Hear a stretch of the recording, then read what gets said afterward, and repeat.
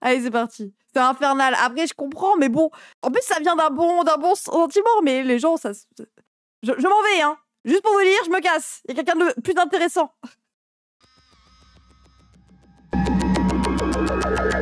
Mais pause. Oh, let's go, putain. Dis bien. 6h29 ce matin, c'est un pays tout entier qui se souvient, un pays traumatisé qui depuis 2 ans vit un 7 octobre sans fin.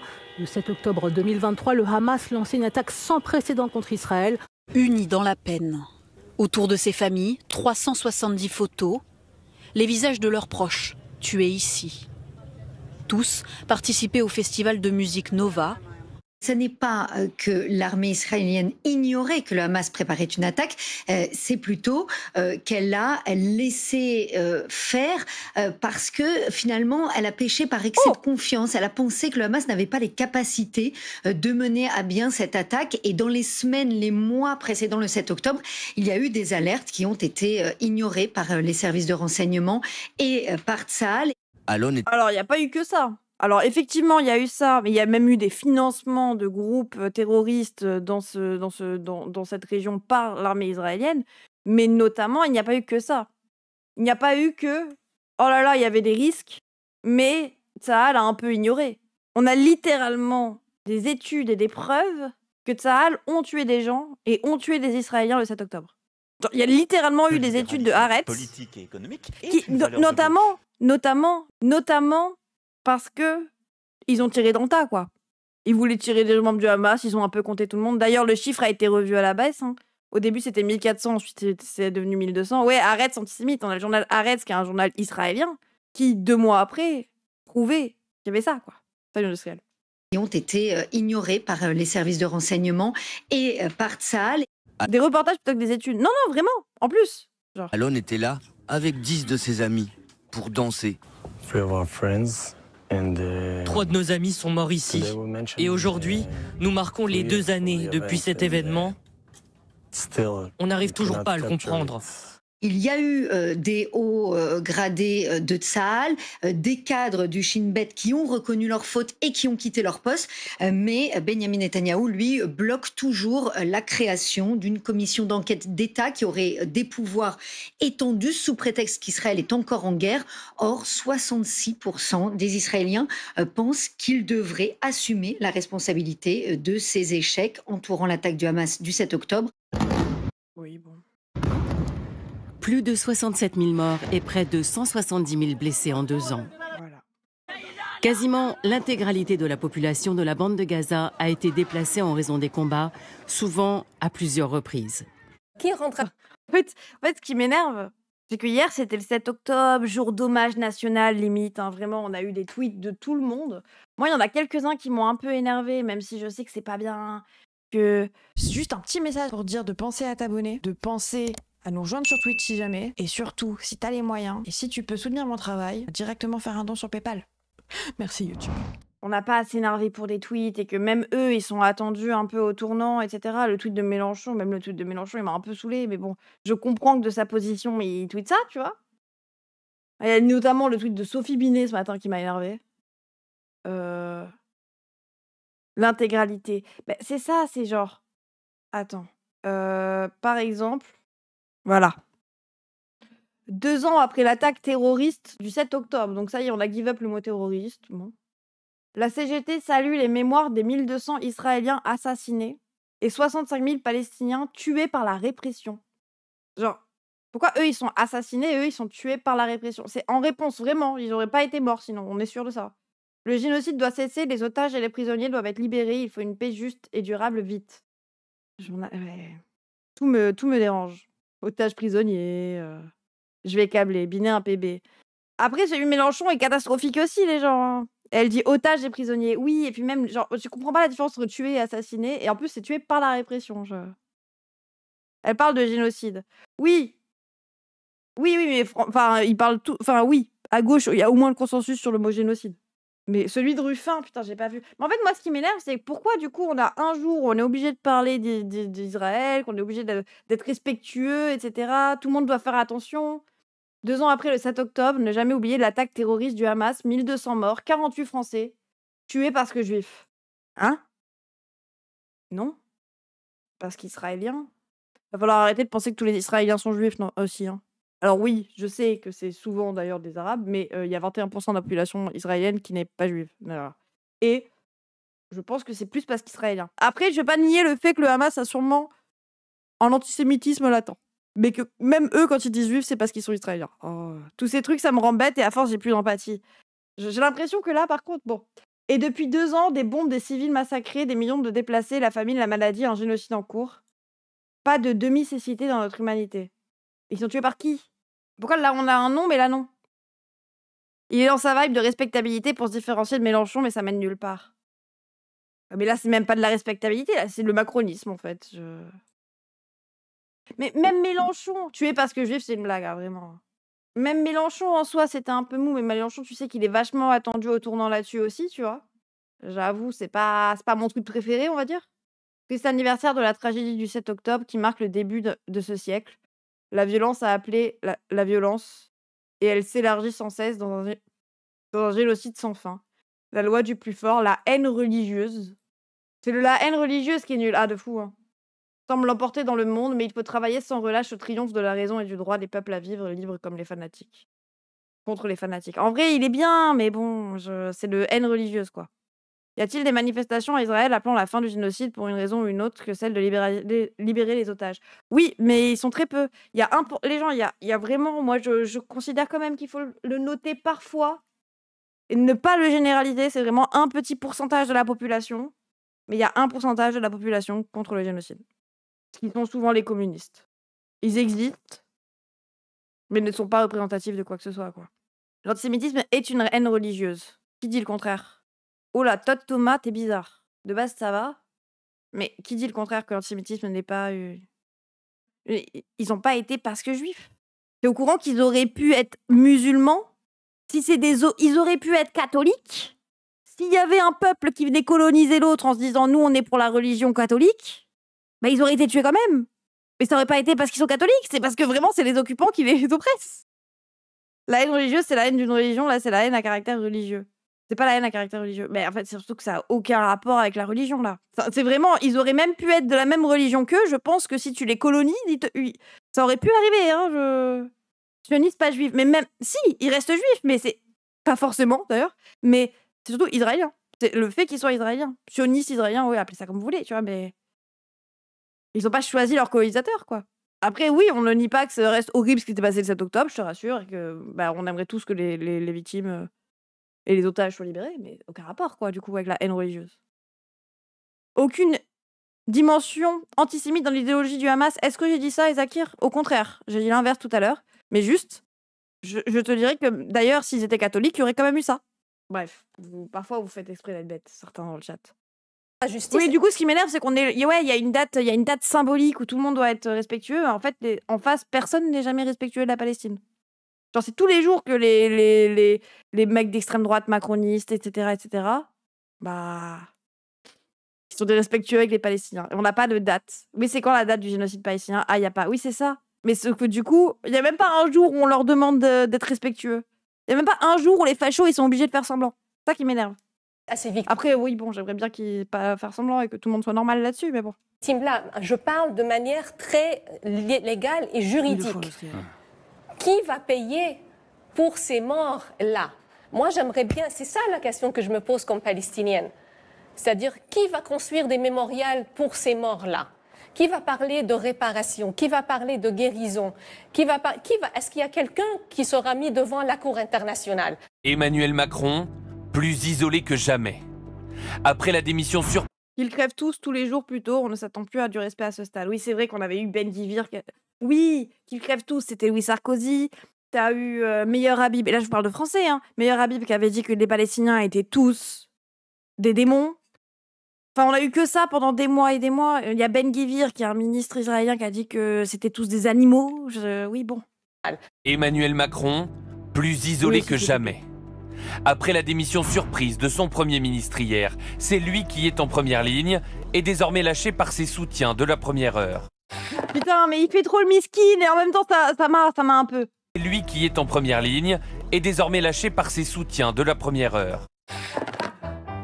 Ah oui, ok, je vois ce que tu veux dire, toi, Thomas. All by myself, don't wanna be all by myself anymore.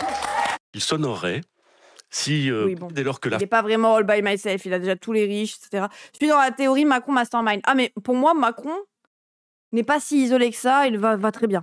Ne vous inquiétez pas.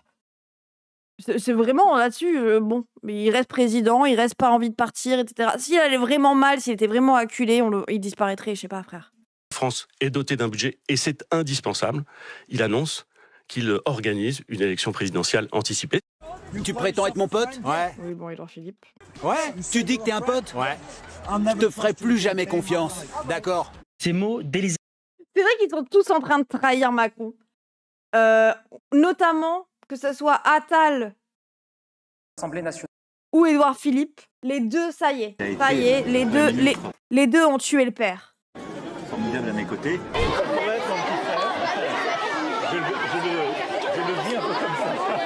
Ces mots doux, Emmanuel Macron les adressait il y a encore quelques mois à Édouard Philippe et Gabriel Attal, qui ont tous deux été ses premiers ministres et qui ont compté par le passé parmi ses plus proches lieutenants. Sauf que, disons que ces derniers temps, la relation a un peu changé. Il faut qu'il nomme un gouvernement qui adopte un budget et qu'il dise d'ores et déjà qu'à l'issue de ça, il organisera des élections présidentielles anticipées. C'est ce que vous nous dites ce matin. C'est une façon de faire qui, je pense, l'honorerait. Comme beaucoup de Français, Ils se placent pour 2027 et ils savent très bien que si tu veux être un peu crédible en 2027, il faut te dissocier le plus possible de Macron et tout ce qui s'en rapproche. Oui. Je ne comprends plus les décisions du président de la République. Si on m'avait dit il y a 2 ans que je prononcerais cette phrase, évidemment que je l'aurais pas cru.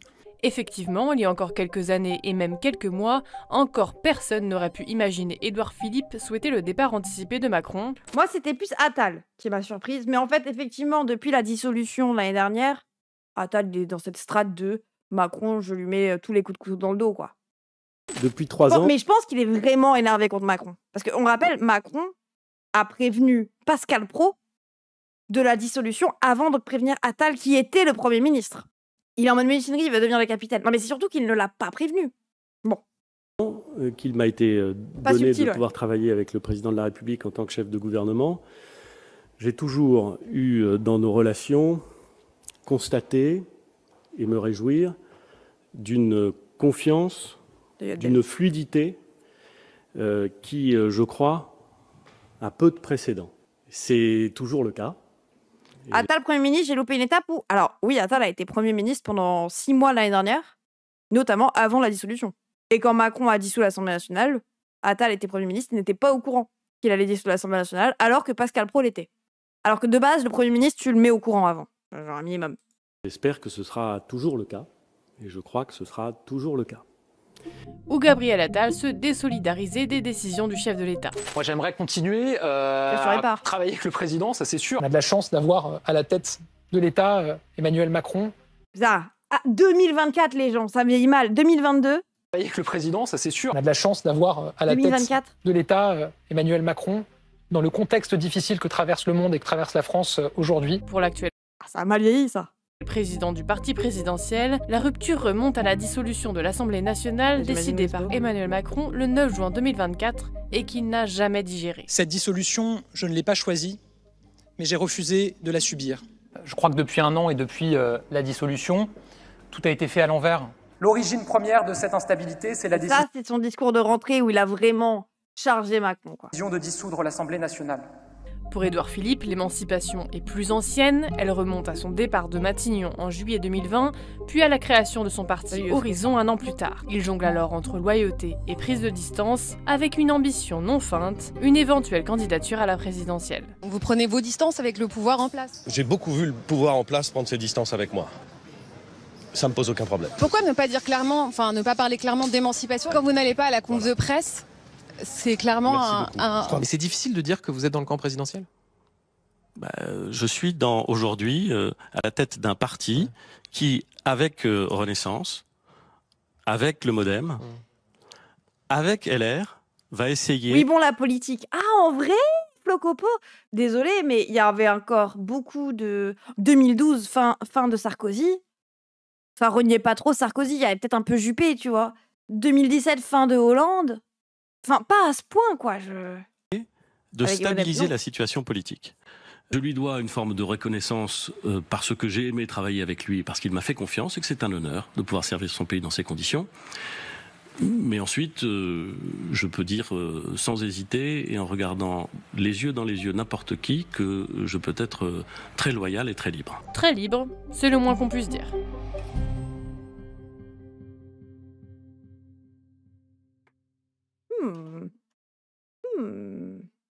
Bon, votre débat sur Israël, vous inquiétez pas, le chat. Je pense que vous êtes tout à fait d'accord sur le fond, pas sur la forme, et c'est pas grave.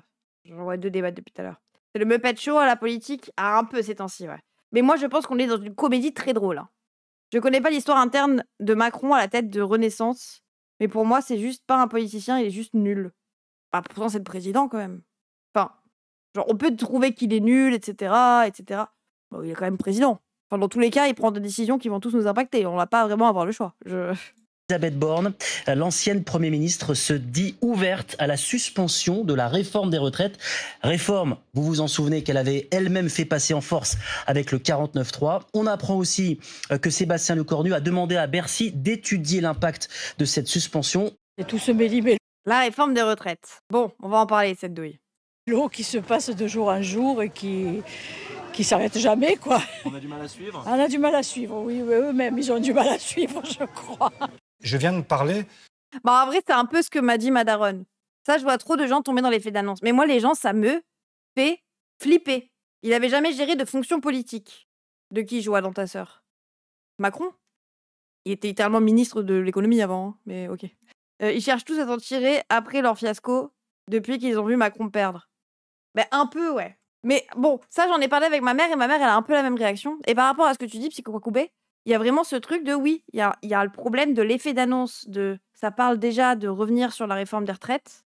Ça n'arrivera pas si on reste sous Macron. C'est juste, au pire, ils vont la suspendre. Mais du coup, les gens vont quand même partir à la retraite plus tard. Et moi, j'ai peur que ma mère, elle y croit un peu. Et qu'elle soit encore plus déçue quand elle apprenne que non, tu vas vraiment partir à 64 ans à la retraite, maman. Désolée. Salut, le gars. De celles et ceux qui ont tant de mal à finir leur fin de mois, ou même à les commencer. Mais aujourd'hui, il y a aussi un constat que nous devons faire ensemble. Les riches ont fait sécession. C'est eux qui aujourd'hui vivent à part. On fait sécession, oui, le mot est fort quand même. Le mot non est fort, mais il est malheureusement très réaliste. Eh bien, c'est en Bretagne. Toutes mes félicitations à notre nouveau gagnant. Et grâce à lui, le compteur atteint la barre des 80 millionnaires en 2025. Les néonicotinoïdes sont systémiques. Une fois appliqués, ils se propagent partout dans la plante. Ok, ça veut dire qu'il faut voter ULV. Ils vont dans les feuilles, les tiges, les racines et les fleurs. Et donc la plante elle-même devient insecticide.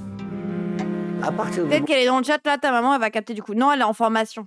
Au moment où le neurotoxique est dans la plante, vous pouvez toujours laver les fruits et les légumes. De toute façon, c'est à l'intérieur. On a déjà 50 espèces endémiques qui ont disparu. Alors, endémique veut dire présent là et nulle part ailleurs au monde. Hein. On a 30 espèces qui restent endémiques, mais il y en a 20 qui sont menacées, donc 10 à un stade critique. En France, les premières études qui démontrent la toxicité des néonicotinoïdes sur les pollinisateurs sont menées par Jean-Marc Bonmatin.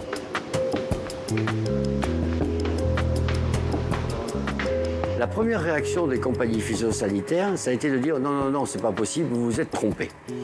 Et de toute bonne Merci Goog. T'es un Goog. Désolé encore. fois, ils m'ont demandé de venir voir les résultats au laboratoire, ce que j'ai totalement accepté.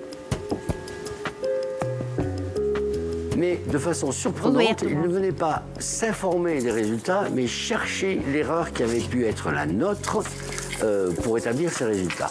Mais qu'est-ce qu'on regarde? Mais pourquoi on regarde ça? C'est Macron qui mange les gens. Donc en fait, la planète est en train de vivre ce qu'on appelle une terrible uniformisation du monde. Et tout ce qui est un petit peu original, endémique au niveau insulaire, est en train de disparaître sous cette avalanche d'espèces envahissantes qui sont véhiculées progressivement d'île en île. C'est hyper intéressant. Bah, ça a l'air, mais je ne comprends rien. À part qu'il faut peut-être voter élevé du coup. Les hommes, quoi. L'idée de la fabrique du doute a été définie comme une production culturelle de l'ignorance. Avec tout ça, on en oublie la planète. C'est vrai, mais en fait, dans tous les cas, à chaque élection, t'es un peu en mode, bah... Genre, dans tous les cas, c'est la merde, parce qu'on se concentre pas assez sur comment... Enfin, ou on se concentre sur comment faire du capitalisme un peu plus écolo, on va replanter les arbres, youpi, ça sert à rien de replanter les arbres quand on en a coupé des bicentenaires qui produisaient beaucoup plus d'oxygène. Mais c'est surtout ce truc de, bah... Oui, si t'es écolo, ne vote pas ELV, LFI, un bien programme. Oui, je sais, t'inquiète. Mais c'est un peu en mode, bah, tant qu'on est dans cette course à l'innovation, au capitalisme, etc., et qu'on réfléchit juste à quelle strate politique on va mettre en place sur le fond et pas sur la forme, et sur l'économie, et qu'on pense que c'est important d'avoir des trucs économiques, etc., oui, bah, dans tous les cas, on est dans la merde, quoi. Et dans tous les cas, tant qu'on sera pas centré là-dessus, oui, bon, ça sert pas à rien, mais vaut mieux couper des vieux arbres. Oui, voilà. Pas couper les vieux arbres, oui, c'est ça. J'ai été une planète à l'époque, mais c'était nul, tout le monde me chie dessus. Putain, je comprends. Il y a même une discipline qui s'en occupe, qui s'appelle la neutologie. C'est-à-dire réussir à faire ignorer ce que la science a démontré.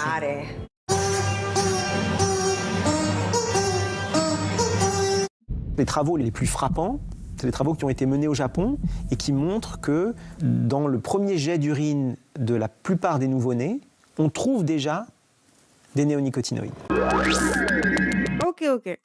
Sur le mois 4, il passe Théodora. Mais si vous voulez quitter ce stream, quittez ce stream. Arrêtez de le dire. Les monteurs du vu sont à bout, je crois. Oui, mais ils veulent surtout nous dire de voter ELV. J'arrête de faire du forcing. Il est soupologue. Attention à ne pas appliquer les rhétoriques des espèces envahissantes écosystèmes insulaires à l'espèce humaine. On tomberait dans les confrontérismes des fachos, effectivement. Allez faire ça, le chat, je pleure.